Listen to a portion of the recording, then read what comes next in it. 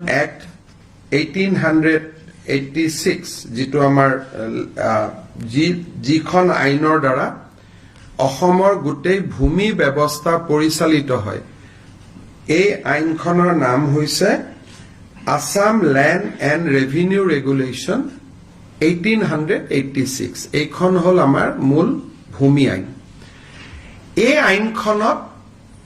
গোপীনাথ বৰদলৈ বিষ্ণুৰাম মেধিৰ সময়ত Chapter 10 আহিছিল আৰু Chapter 10ত tribal belt and block create কৰা হৈছিল আজি এটা অসমৰ বাবে ঐতিহাসিক মুহূৰ্ত য'ত আমি আসাম ল্যান্ড ৰেভিনিউ ৰেগুলেশ্যন 1886 ত আমি Chapter 12 এটা ইনকৰ্পৰেট কৰিছো মই আকৌ কৈছো গোপীনাথ বৰদলৈ বিষ্ণুৰাম মেধিৰ দিনত Chapter 10 আহিছিলে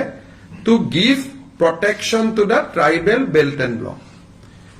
আজি আমি আগুৱাই গৈ এতিয়া আমি ইয়াত Chapter 12 incorporate কৰিলো Chapter 12 to কি হ'ব to create heritage block surrounding a iconic structure এটা iconic structureক আমাৰ অসমৰ সংস্কৃতি অসমৰ ইতিহাসৰ লগত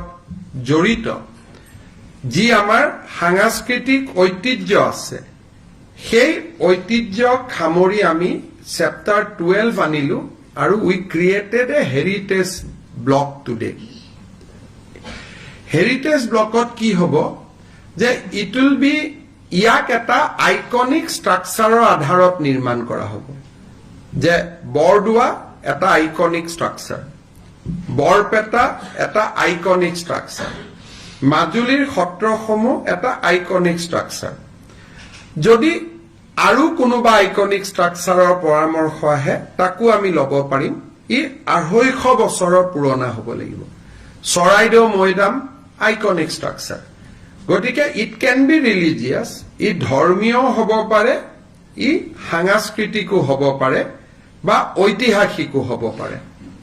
ইয়াক আমি এটা আইকনিক ষ্ট্ৰাকচাৰ বুলি ধৰি ল'ম আৰু এই আইকনিক ষ্ট্ৰাকচাৰটোৰ 5 কিলোমিটাৰ এৰিয়া আমি প্ৰটেক্ট কৰিম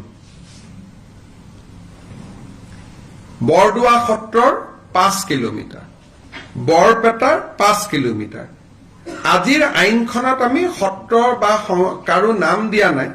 আমি কৈছো চৰকাৰে সেইটো ডিক্লেয়াৰ কৰি থাকিব পাৰিব লিষ্টখন বঢ়াই থাকিব পাৰিব খালি কন্ডিশন এটা ই 250 বছৰৰ পুৰণা হ'ব লাগিব এতিয়া 250 বছৰৰ পুৰণা অসমত যিমান মন্দিৰ মঠ ঐতিহাসিক স্থান আছে সকলো বিলাকক আমি এই প্ৰটেক্টেড এৰিয়াৰ মাজত আনিব পাৰিম প্ৰটেক্টেড এৰিয়াত কি হ'ব ইয়াত অকল সেই মানুহে মাটি কিনা বেচা কৰিব পাৰিব যি তিনিটা প্ৰজন্ম সেই এৰিয়াটোত বাস কৰিছে বিধানসভাত আইন পাছ হোৱাৰ আগত তাত তিনিটা প্ৰজন্ম সেই মাটিত ভোগ দখল কৰি থাকিব লাগিব আৰু তেওঁলোকেহে সেই অঞ্চলত মাটি কিনা বেচা কৰিব পাৰিব